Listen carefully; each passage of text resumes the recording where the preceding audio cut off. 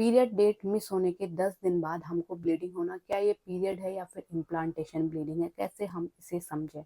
क्या हमें प्रेगनेंसी तो नहीं लग गई है? तो देखिए, कई बार implantation bleeding period date miss होने के बाद भी हो सकती है।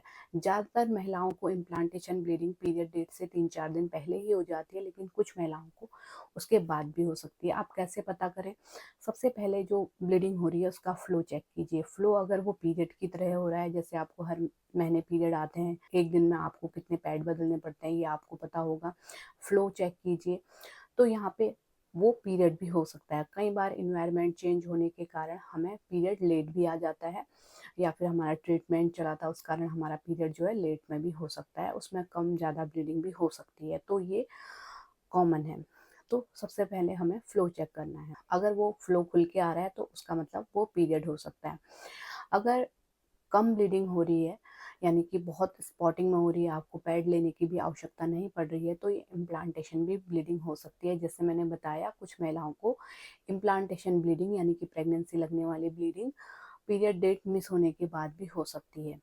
तो इसके लिए आपको, जब ब्लीडिंग चल रही है उस दौरान भी आप प्रेगनेंसी टेस्ट कर सकते हैं। मॉर्निंग के यूरिन से आप प्रेगनेंसी टेस्ट कीजिए।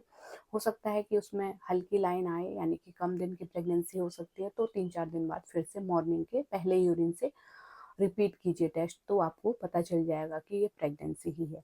तो उम्मीद करती हूँ आप समझ गए होंगे कि किस तरीके से आपको पता करना है कि इम्प्लांटेशन ब्लीडिंग है या फिर पीरियड ही है। तो इसी तरह की हेल्पफुल वीडियो देखते रहने के लिए चैनल को सब्सक्राइब कीजिए, वीडियो को ज़्यादा से ज़्यादा शेयर कीजिए। अगर अभी भी कोई मन में डाउट है या कोई सवाल पूछना चाहता है तो मुझे कमेंट में बताएं। Thanks for watching.